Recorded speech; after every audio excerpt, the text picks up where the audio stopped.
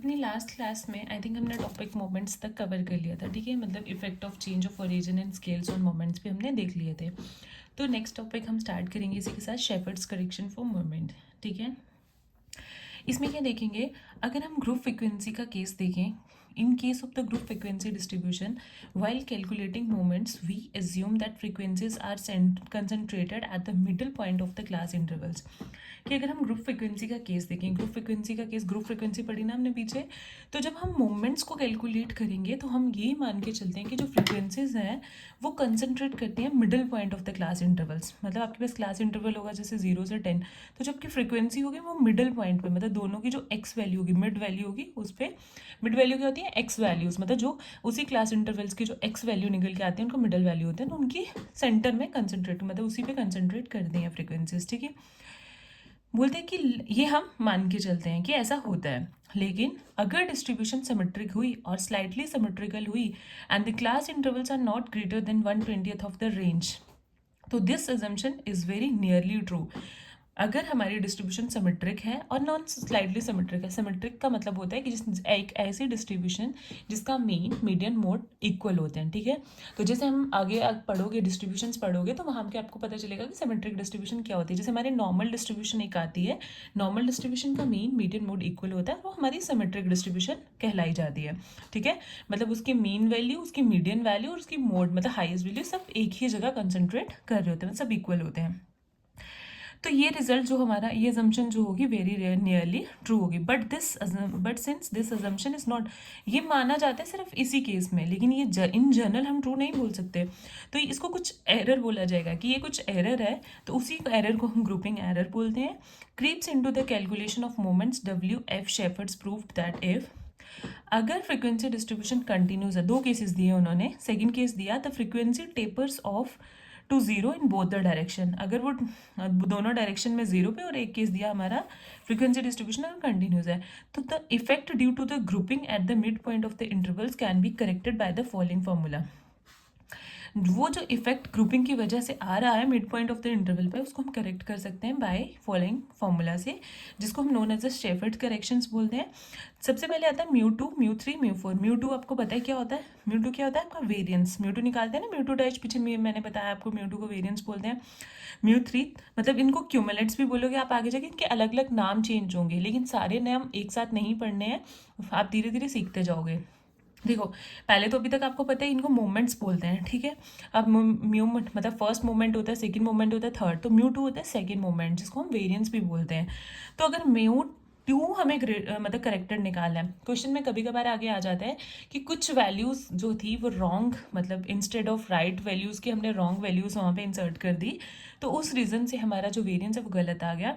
अब हमने उस वेरिएंस को करेक्ट करना है, तो कैसे करेंगे, μ2, वही μ2 जो रॉन्ग μ2 हमारा मतलब होगा, हमें गिवन होगा, उसमें से -h² कर देंगे। h² क्या होता है, हमारे इंटरवल के बीच का जो डिफरेंस होता है, उसमें से μ2 में से h² कर देंगे। सिमिलरली μ3 जो है करेक्टर निकालना होगा, तो जो μ3 की वैल्यू होगी वो वही रहेगी, उसमें कोई चेंजेस नहीं आता, ऑड मोमेंट्स चेंज नहीं होते।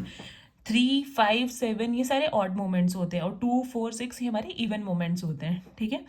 लेकिन अगर μ4 निकालना होगा, μ4 करेक्टर निकालना होगा, तो μ4 में से हम माइनस करेंगे 1/2 h² μ2।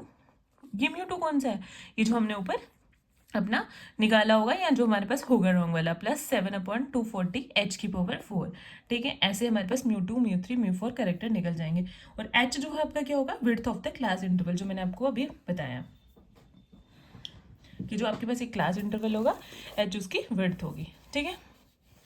इसी के साथ हमारा नेक्स्ट देखेंगे हम 40 चेक्स। 40 चेक्स वैसे इतना ज़्यादा यूज़ नहीं हुआ, लेकिन आप थोड़ा सा पढ़ेंगे देखेंगे होता है क्या है। 40 चेक्स में होता है फॉलोइंग आइडेंटिटीज़ हैं, कुछ आपको आइडेंटिटीज़ देखनी है। फर्स्ट आइडेंटिटी है हमारे पास सबमिशन, इसको पढ़ते हैं summation. This sign is represented summation. Summation मतलब sum of all values, sorry,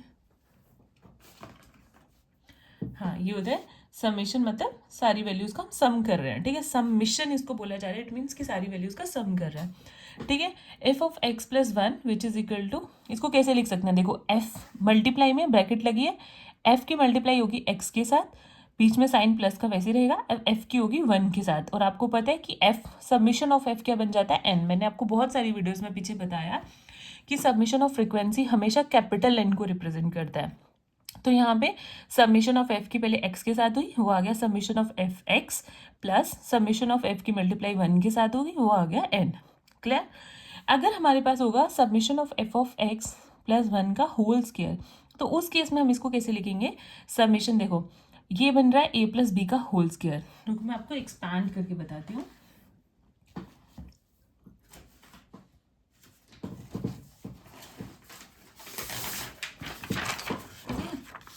so look here, पहली वैल्यू थी आपके पास सबमिशन ऑफ एक्स प्लस 1 का, ठीक है।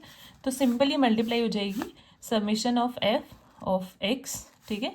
ये एफ और एक्स मल्टीप्लाई होने, एक्स हमारी ऑब्जर्वेशन वैल्यूज है, एफ हमारी फ्रिक्वेंसी है, ठीक है। सिमिलरली वैसे ही सबमिशन ऑफ एफ की 1 के साथ होगी, और हमारे पास सबमिशन ऑफ एफ आपको पता है क्या बन जाता है, एन। इसी को हम लिख सकते हैं submission of F X plus submission of F को लिख सकते हैं एन। अगर हमारे पास सबमिशन ऑफ एक्स प्लस 1 आ जाता है, इसका होल स्क्वायर आती है, ठीक है। ये आइडेंटिटीज आपको लर्न होनी चाहिए। तो ये किसकी इक्वल आएगा, summation of F X A plus B का होल स्क्वायर बन रहा है। पहले इसको एक्सपैंड करो, डायरेक्ट स्क्वायर में हम उसको मल्टीप्लाई नहीं कर सकते, पहले हमें उसकी स्क्वायर को एक्सपैंड करना पड़ेगा। तो ये क्या बनेगा, A square plus B square plus twice of A B, consider it as a A and 1 को बी आप कंसीडर कर सकते हो। A square plus B square plus twice of 1 का स्क्वायर करेंगे 1 आएगा, पर plus twice of A B, तो ए एक्स है और बी आपके पास क्या है 1, ठीक है। अब सबमिशन की मल्टीप्लाई होगी अंदर, ये सबमिशन ऑफ एफ पहले एक्स स्क्वायर के साथ होगा, तो इसको क्या लिखेंगे submission of F x square, plus similarly submission of F की 1 के साथ होगी, तो सबमिशन ऑफ एफ ही रहेगा, विच इज हम क्या लिख सकते हैं उसको एन, ठीक है। प्लस 2 तो कांस्टेंट टर्म है, कांस्टेंट टर्म हमेशा सबमिशन से बाहर रहती है, ये चीज़ ध्यान में रखनी है। और सबमिशन ऑफ एफ को अगर एक्स से मल्टीप्लाई करेंगे तो क्या आएगा, सबमिशन ऑफ एफ एक्स। अब देखो दी आपको वैल्यू यही summation of X square plus twice of summation of X plus N, plus में आप इंटरचेंज करके आगे पीछे वैल्यू लिख सकते हो, कोई फर्क नहीं पड़ता। Is it clear. सिमिलरली हम फोर्थ पे जाएंगे, यहाँ पे भी इसको एक्सपैंड कर सकते हैं, ए प्लस बी का बी की पावर 4 करके एक्सपैंड कर सकते हो आप, या ए प्लस मतलब स्क्वायर करके वैसे भी कैसे भी एक्सपैंड कर सकते हो, इसकी भी एक आइडेंटिटी होगी। इसकी वैल्यू किसके इक्वल आएगी, सबमिशन ऑफ एफ एक्स की power 4 plus 4 times submission of F X cube plus 6 times submission of F X की power 2 plus 4 times submission of F X plus N, ठीक है। एक्सपैंड भी कर सकते हो और डायरेक्टली आप याद भी रख सकते हो इसको। यहाँ तक क्लियर हुआ सबको, ठीक है। Are often used in checking the accuracy in calculation of the first 4 moment. अगर हमें फर्स्ट 4 मोमेंट की एक्यूरेसी को चेक करना है तो हम इन आइडेंटिटीज को चेक कर सकते हैं, या तो हम उसी को बोलते हैं नोन एज इसी को 4 लेयर चेक्स बोलते हैं, क्लियर। नेक्स्ट आता है हमारे पास Pearson's beta and gamma coefficients. Pearson's beta and gamma coefficients बहुत ही इंपॉर्टेंट रोल प्ले करते हैं, ये आपको ग्रेजुएशन मास्टर हर जगह यूज करना है। बेसिकली यहाँ पे जो ये बीटा वन है ये स्क्यूनेस की बात करता है, और बीटा 2 आपका कर्टसिस की बात करता है, जो हम आने वाले नेक्स्ट लेक्चर्स में पढ़ेंगे कि स्क्यूनेस और कर्टसिस क्या चीज़ें होती हैं। अभी थोड़ा सा देखेंगे Pearson's beta and gamma coefficients. Carl's Pearson defined the following 4 coefficients based upon the first 4 moments about mean. जो कार्ल्स पियर्सन थे उन्होंने फर्स्ट 4 कोफिशिएंट्स को डिफाइन किया जो कि फर्स्ट 4 मोमेंट्स पे डिपेंड करते थे, ठीक है। मोमेंट अबाउट मीन मैंने आपको पढ़ाया था, moments about origin, moments about point same चीज़ थी, ओरिजिन में हम 0 लेते थे, पॉइंट में कोई भी पॉइंट आ सकता है, और दूसरे मोमेंट्स हमने पढ़े थे मोमेंट्स अबाउट मीन, ठीक है। तो फर्स्ट थिंग हमारे माइंड में क्या आएगी, फर्स्ट कोफिशिएंट क्या डिफाइन किया, बीटा 1, इसको रीड करते हैं बीटा 1, ठीक है। विच इज इक्वल टू μ3 का स्क्वायर डिवाइडेड बाय μ2 का स्क्वायर। μ3 थर्ड क्यूमुलेंट मतलब थर्ड मोमेंट होगा, और μ2 सेकेंड। इसी μ2 को हम वेरियंस को किसे डिनोट करते हैं, μ2 से, और इसकी वैल्यू क्या होती है, μ2 डैश माइनस μ1 डैश का होल स्क्वायर। अगर आपको याद हो तो पीछे हमने पढ़े थे, नहीं तो हम वापस से रिवाइज करेंगे, कैसे निकलते हैं धीरे धीरे सब पता चलेगा। बीटा 1 को क्या लिखते हैं, μ3 का स्क्वायर डिवाइड बाय μ2 का क्यूब, क्लियर। विच इज अगर हमें इसी के साथ गामा 1 की, बीटा 1 और गामा 1 साथ में चलते हैं, बीटा 2 और गामा 2 साथ में चलते हैं। बीटा 1 की वैल्यू को पता चल गया, और इसी के साथ हम गामा 1 पढ़ेंगे। गामा 1 होता है जो हम बीटा 1 निकालते हैं, सिंपली उसका रूट कर देते हैं, वो हमारी गामा 1 की वैल्यू बन जाती है।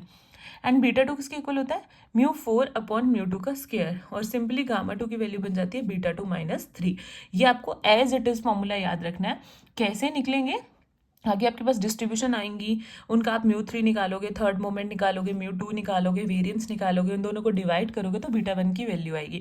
अब बीटा 1 स्क्यूनेस को करता है, बीटा 2 कर्टेसिस को करता है, हम नेक्स्ट लेक्चर्स में, आने वाले लेक्चर्स में पढ़ेंगे। आई थिंक नेक्स्ट 2 लेक्चर्स के बाद ये स्क्यूनेस और कर्टेसिस का ही टॉपिक आपके पास होगा।